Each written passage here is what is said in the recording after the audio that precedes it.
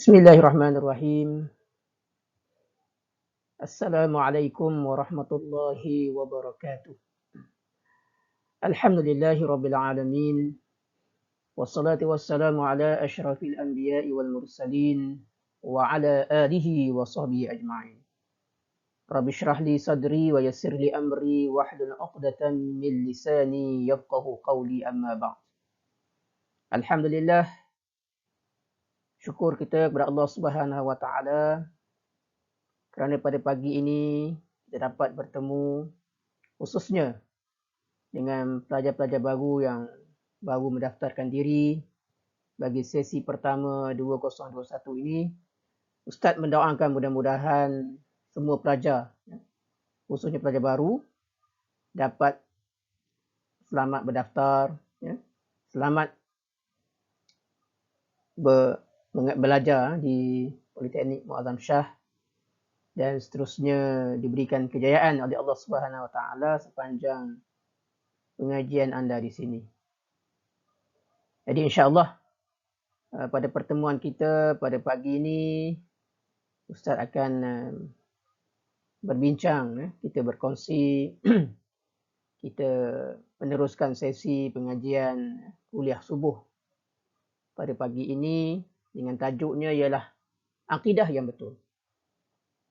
InsyaAllah kita akan bincangkan bersama bagaimana yang dikatakan akidah ataupun kepercayaan yang betul ini. Jadi pertama kita mesti melihat akidah kita berasaskan kepada akidah yang satu. Akidah ini maksudnya kepercayaan, anutan, keyakinan yang kita mesti pegang daripada awal kita ditaklifkan oleh Allah Subhanahu Wa Taala sehinggalah kita mati, sehinggalah kita tak ada di dunia ni. Yang pertama yang kita perlu jelas di sini ialah kalimah syahadah kita. Apa dia kalimah syahadah? Pelajar mesti tahu kan apa itu kalimah syahadah. Dan kalau kita tengok pada slide yang saya jelaskan di sini, kalimah syahadah itu ialah kalimah yang suci, kalimah yang satu. Lafaznya ialah asyhadu an la ilaha illallah wa asyhadu anna Muhammadar Rasulullah. Yang bermaksud aku bersaksi bahawa tiada Tuhan yang layak disembah melainkan Allah, dan aku bersaksi bahawa Nabi Muhammad itu adalah pesuruh Allah. Itu adalah ikrar kita. Itu adalah janji kita dengan Allah. Itu adalah pengakuan kita dengan Allah. Jadi bila kita dah mengaku dan mengangkat kalimah syahadah ini dengan lafaz dan dengan hati keyakinan yang tulus tanpa ragu-ragu, insya-Allah kita sudah menjadi Muslim yang hakiki, insya-Allah.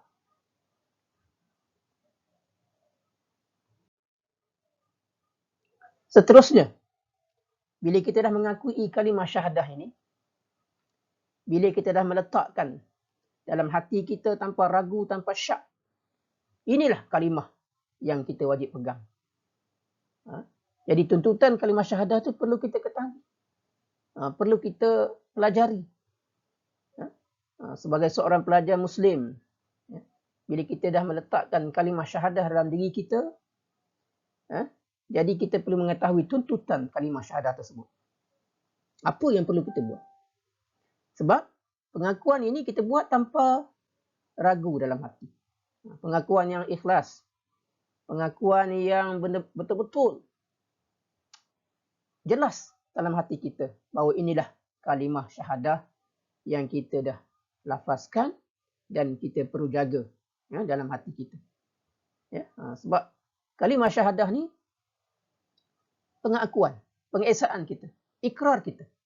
Jadi ikrar ini kena dilafazkan dalam hati dan perlu dizahirkan dengan ucapan lidah.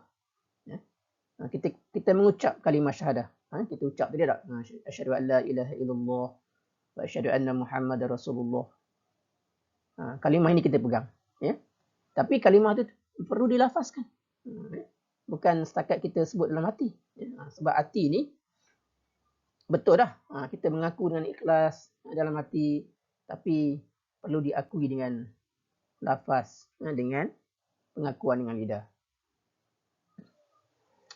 Yang ketiga, laksanakan dengan anggota. Bila kita dah melafazkan kalimah tersebut, kita perlu laksanakan dengan anggota, dengan fizikal lah. Sebagai bukti kita ni mengakui kalimah tersebut. Contoh banyaklah yang kita kena buat. Perkara-perkara yang telah difardukan oleh Allah Subhanahu Wa Taala, utamanya seperti solat 5 waktu, puasa di bulan Ramadan, zakat yang berkemampuan, buat haji bagi yang mampu, buat perkara-perkara yang baik, tolong orang, itu satu perkara yang perkara baik yang Allah nilai. Kalau kita buat, insya-Allah dapat pahala. Sebab itu bila kita amal benda yang baik, kita niat je dah dapat pahala dah. Kalau pelajar niat je, hari ni aku niat nak tolong orang, tak buat lagi, Allah dah catat dah, malaikat dah catat dah. Situ adalah amalan baik kita. Bila kita buat, dah dapat pahala lagi. Maknanya buat baik ni niat dapat pahala, buat insya-Allah tu dapat. Beza dengan buat jahat. Niat je buat jahat tapi tak buat lagi, Allah tak catat lagi, malaikat tak catat lagi. Tapi bila kita buat jahat, barulah amalan jahat kita dicatat. Tapi kita niat yang aku ni tadi, aku nak niat ni. Niat tak nak pergi sekolah, tak nak pergi kelas kuliah, nak ponting kelas. Contohlah, kita niat nak ponting kelas. Kita niat je, tapi tak buat lagi. Niat kita itu belum dicatatkan oleh malaikat, selagi mana kita tak buat. Sebab itu rahimnya Allah, rahmannya Allah adalah besar kepada hamba-hambanya. Sebab itu kita ni perlu husnuzan pada Allah Ta'ala. Wajib aula kita husnuzan pada Allah Ta'ala. Apatah lagi dalam pandemik, nak masuk endemik, kita redha Allah Subhanahu Wa Ta'ala. Banyak perkara-perkara yang kita dengar di luar tu berlaku, peristiwa kes-kes yang berlaku, kita tetapkan dalam hati dan jiwa kita redha. Apa sahaja yang berlaku, kita terima. Sakit ke, ditimpa musibah ke, bala bencana ke, kita redha.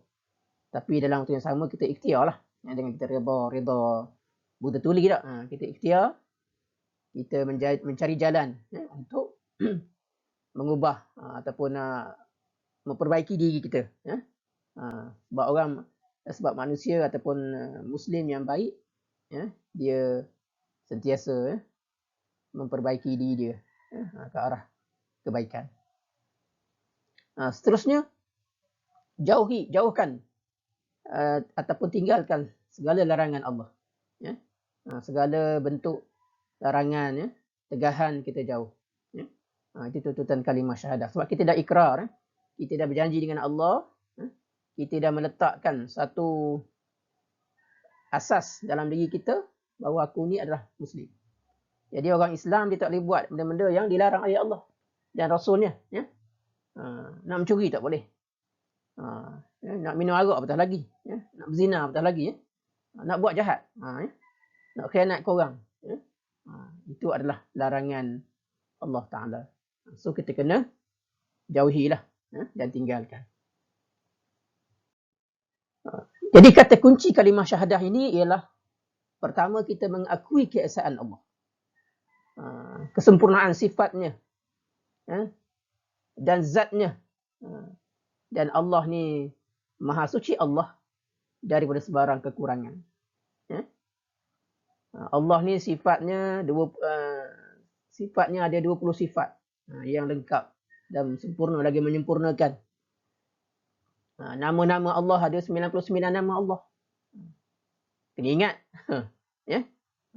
Kena ingat kenapalah nama Allah tu. Kita baca Asma'ul Husna kan. 99 nama Allah tu. Kena ingat. Jangan nama artis kita ingat. Jangan nama idola kita ingat.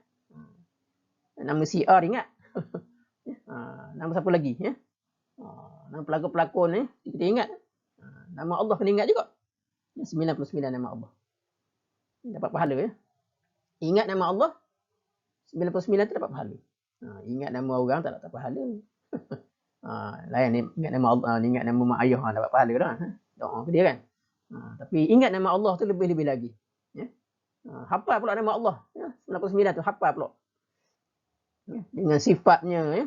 Sifat wajibnya, sifat mustahilnya kita ingat. Ya. Sifat Allah, sifat wajib Allah 20.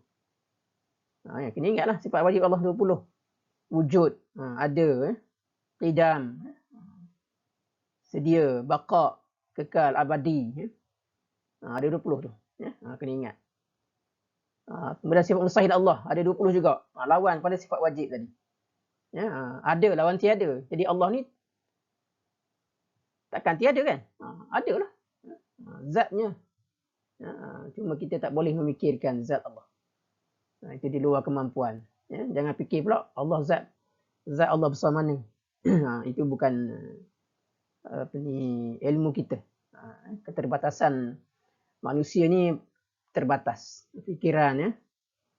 Terbatas. Ya. Yang wajib kita percaya ialah kalimah tadi kita tasdikkan, kita ikrarkan, kita lakukan ya. Dan kita beriman dengan sepenuh keimanan kepada dia. Kemudian yang kedua, mengakui Nabi Muhammad SAW itu utusan Allah. Yang membawa pengajaran kepada manusia dan semua makhluk yang ada di dunia. Ya. Manusia dan makhluk. Sebab itu Nabi SAW diutuskan oleh Allah Subhanahu Wa Taala ni membawa rahmah kepada seluruh alam. Bukan sahaja manusia, bahkan kepada semua makhluk yang ada. Ya. Binatang, haiwan, tumbuh-tumbuhan, ya. Semuanya mendapat rahmah, ya. Diutuskan Nabi Muhammad SAW. Apatah lagi kita manusia. Ya.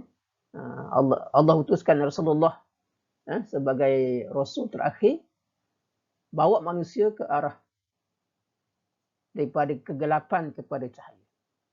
Minaz zulumati ila nur. Daripada gelap, daripada jahil agama kepada tahu agama. Daripada sesat agama kepada cahaya Allah, Islam. Daripada akhlak yang buruk, jahiliah dahulu, kepada akhlak yang baik, akhlak Islam yang baik. Ini perlu ini kita perlu praktiskan. Bukan sebut saja je. Bukan ini Allah kita belajar dah. Tahu belaka dah. Tapi perlu dibuat. Kalau kata pepatah Arab tu, al-amal bila amalin, kasyajar bila samarin. Al-amal, perbuatan, al-ilmu bila amal. Ilmu ada tapi tidak beramal. Al-ilmu bila amalin, ilmu tanpa amal umpama buah yang pokok yang tak berbuah. Ya, jadi pokok yang tak berbuah ni sia-sia lah. Buah pokok sajalah, buah tak ada, tidak mendatangkan hasil. Ya. Sebab itu segala ilmu-ilmu Islam ini, ya, segala kepercayaan yang kita ada hari ini, kepercayaan yang betul, yang benar ni perlu dizahirkan dengan amal, dengan ilmu. Wajib kita belajar. Ya. Wajib kita belajar sebagai seorang Islam. Kemudian kita lihat juga sepintas lalu apa dia makna Islam, iman dan ihsan dalam konsep akidah ini. Ya, sebab akidah ni dia merangkumi tiga perkara ni. Ya. Dia tidak akan terkurang, tidak akan tolak, tak boleh tolak satu. Ambil dua je tak boleh. Ambil satu tak boleh. Dia mesti ambil ketiga-tiganya. Sebab itu adalah huraian kepada akidah. Hak pertama ialah Islam. Bila kita sentuh tentang akidah ni, automatik akidah Islam, bukan akidah agama lain. Bukan akidah Kristian, bukan akidah Buddha, Yahudi, Hindu dan sebagainya. Bila akidah, mesti berasaskan kepada agama Islam. Apa itu Islam? Apa itu Islam? taat, patuh, tunduk, aman, damai, ya. Salim, salam, ya. Selamat, ya. Ya. Ataupun dalam istilahnya tunduk, taat, patuh pada perintah Allah. Jadi kita sebagai seorang Islam mesti tunduk lah, patuh lah. Bila Islam khabar jangan buat begini-begini, kita ikut. Jangan tinggal semayang, kita ikut. Ya. Semayang 5 waktu, jangan buat 4 waktu je. Semayang subuh 2 rakaat. Ini tanya semayang subuh berapa Ustaz? Tak tahu, buat tak semayang. Dia kena, ya, semayang kena ikut, kena buat. Sebab Islam ini agama yang fitrah, agama yang suci. Islam ya'lu wala yu'la alaih. Hadis Nabi kata, Islam ini agama yang tertinggi. Islam tu Islam ya'lu, Islam tu tinggi. Dan tidak ada agama yang boleh menandingi Islam. Kalau orang kata hari ni kita nak menyamaratakan agama, itu salah. Tetapi kita boleh kata Islam itu adalah agama, hanya Islam je, only Islam is a truth. Only Islam, agama yang mesti dianuti. Cuma kita orang Islam ni kita iktiraflah agama lain tak. Jangan kita pula ikut dia. Kita iktiraf tu sebagai kita menghormatilah pendirian. Tapi jangan pula kita kata Islam sama dengan Buddha, tak boleh. Salah tu. Kita mesti meletakkan agama Islam ini agama yang baik, terbaik daripada agama-agama yang lain. Itu sebagai seorang Islam. Yang kedua, iman. Iman ni perkara yang terletak dalam hati. Iman. Percaya kepada Allah Rasul dengan ucapan lidah dan kepercayaan dalam hati tanpa syak dan ragu. Ini iman. Sebab itu orang kata iman dalam hati, Ustaz. Tak nampak. Betul. Iman dalam hati memang tak nampak. Kita tak boleh menyatakan orang itu tidak beriman. Selagi mana dia Islam. Betul. Sebab iman itu dalam hati. Tetapi dia mesti lihat pula. Iman itu kena direalisasikan. Kena dilihat dari segi amalan. Sebab amal manusia dilihat. Iman manusia dilihat daripada amal dan ikrar lafaz dia. Okay, yang ketiga, ihsan. Ihsan ni berbuat baik kepada manusia dan menghindar daripada melakukan perbuatan-perbuatan keji dan perbuatan yang jahat. Ini bukan ihsan ni wang ihsan tak. Itu ihsan lain. Itu ihsan kita bagi bantuan. Ini ihsan kepada Allah ni, kita buat amalan kepada Allah dengan rasa ikhlas. Kita ikhlas. Tanpa ada rasa nak tunjuk pada orang. Kita buat baik. Kadang-kadang orang ni nampak, yalah, manusia kan. Kita tak nampak hati dan niat dia. Tapi kita tak boleh nak menilai, nak menelah niat seseorang itu. Hanya Allah Ta'ala. Cuma kita boleh lihat perbuatan dia lah. Perbuatan baik. Sebab itu dalam peristiwa, satu peristiwa, bagaimana contohlah orang yang buat baik. Orang ni asal ni perbuatannya, amalan dia jahat sebelum ni. Tapi dengan sebab satu perbuatan baik dia, Allah bagi balasan syurga. Sebab itu kita tak boleh nak telah lah. Orang jahat ni dia tak akan sentiasa jahat. Ada. Dan orang baik ni kadang-kadang kita tak telah juga dia baik. Tapi yang utama kita nak lihat amal dia, perbuatan dia dan juga hati dia. InsyaAllah mudah-mudahan apa yang kita lihat, apa yang kita buat tu Allah terima sebagai amal baik, amal soleh.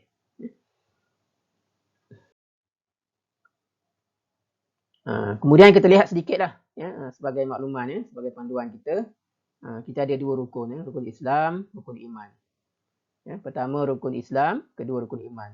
Belah kanan tu, sebelah kiri saya rukun Islam, belah kanan saya rukun iman. Adik pelajar boleh lihat dalam slide yang saya nyatakan di sini. Okay, saya dah sebut tadi dah.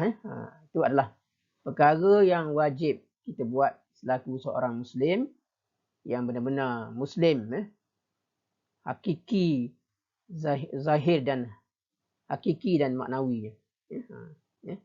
Okay, percaya kepada 5 rukun Islam, percaya kepada 6 rukun iman. Jangan miss satu pun daripada rukun-rukun Islam ataupun rukun-rukun iman ini. Kedua-duanya mesti dibuat, mesti dilafaz, mesti diimani. Kalau kita tolak salah satu di antara rukun ini, terbatallah iman kita, terbatallah Islam kita. Okay. Antaranya rukun Islam. Tadi dah mengucap 2 kalimah syahadah. Mendirikan solat 5 waktu. Berpuasa di bulan Ramadan. Mengeluarkan zakat. Dan mengerjakan haji bagi yang berkemampuan. Manakala rukun iman pula beriman kepada Allah. Beriman kepada malaikat.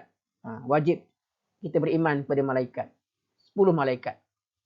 Walaupun bilangan malaikat ni, kalau kita lihat pada dalil Quran, hadis dan sebagainya, jumlahnya melebihi makhluk-makhluk yang ada di dunia ni. Cukup ramai. Tapi yang wajib kita imani, percaya 10 je lah. 10 malaikat. Beriman kepada kitab Allah. Ada 4 kitab Allah. Beriman kepada Rasul. Rasul ada berapa orang? 25. Nabi berapa orang? 313. Jadi dalam beriman kepada Rasul ni 25 orang. So wajib kita percaya ke semua sekali lah. Rasul-Rasul itu. Beriman kepada akhirat. Hari akhirat. Hari pembalasan. Wajib kita percaya. Jangan pula tak percaya. Kan? Kita mati ni bukan mati saja. Akan dibalas. Akan dinilai. Akan dihisap oleh Allah Subhanahu Wa Taala di hari akhirat. Dan yang keenam ialah beriman pada qada dan qadar Allah. Beriman kepada ketentuan Allah. Ketentuan Allah. Sama ada ketentuan itu ketentuan baik ataupun ketentuan itu adalah ketentuan buruk. Semuanya daripada Allah Ta'ala. Cuma manusia Allah berikan satu bentuk ikhtiar.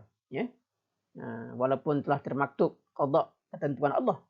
Tapi sebagai manusia, Allah beri pilihan untuk kita ikhtiar, berusaha kepada benda yang lebih baik.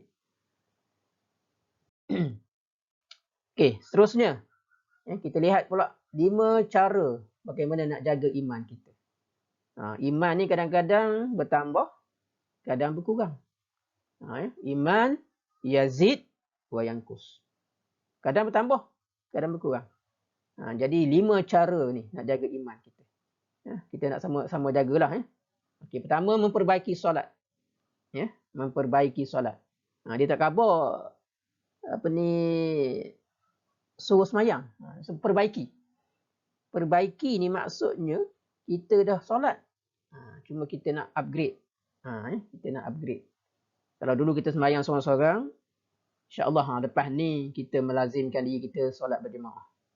Datang ke pusat Islam, datang ke masjid. Ramai-ramai kita semayang.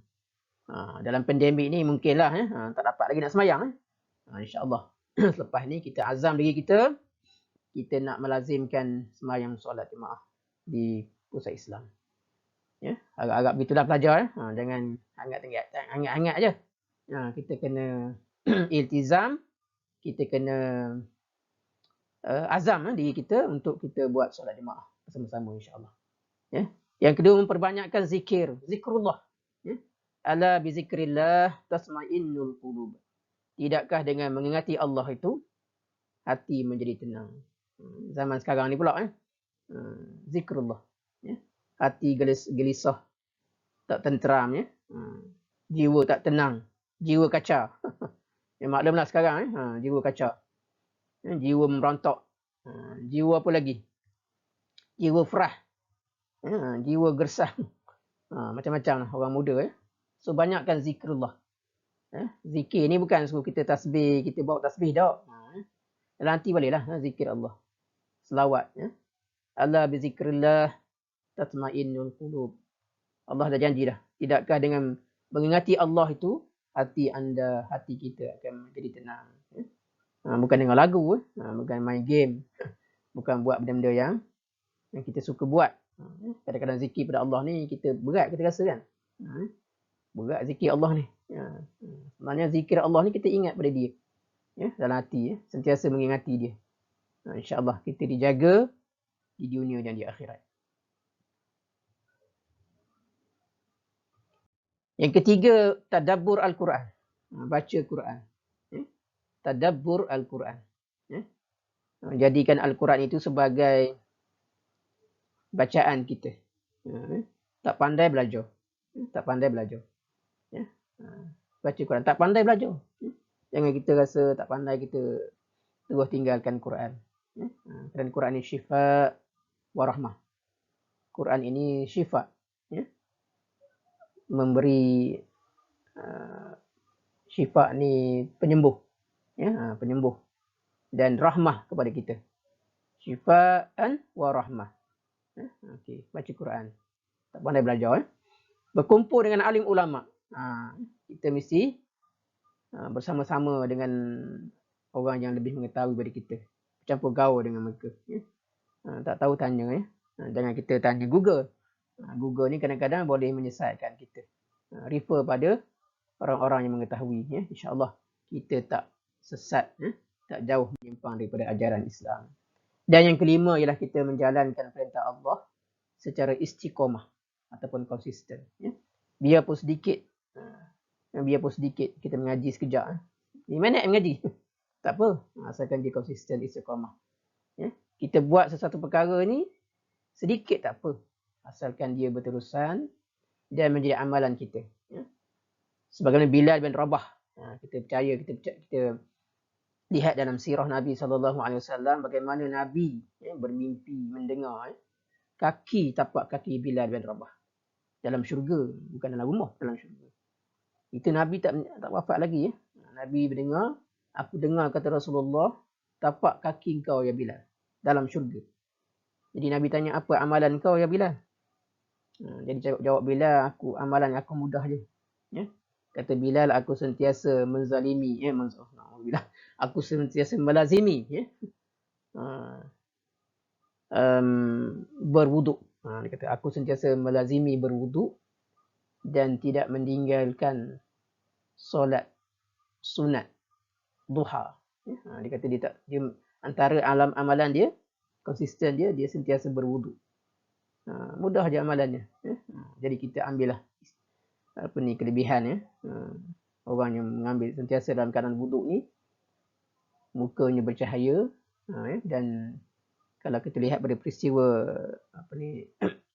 Bilal tadi, antara ciri-ciri orang beriman, orang Islam, dan antara ciri-ciri ahli syurga, insyaAllah.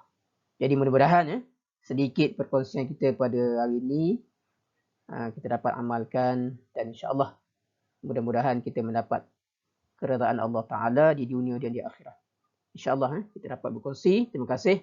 Sekali lagi insyaAllah kita akan bertemu di lain ruangan, lain masa. InsyaAllah diberikan kekuatan Allah Subhanahu Wa Ta'ala. Kita dilindungi Allah Subhanahu Wa Ta'ala daripada segala keburukan. Dan diberikan oleh Allah Subhanahu Wa Ta'ala hidayah, petunjuk, kejayaan di dunia dan akhirat insyaAllah. Sekian. Wassalamualaikum warahmatullahi wabarakatuh.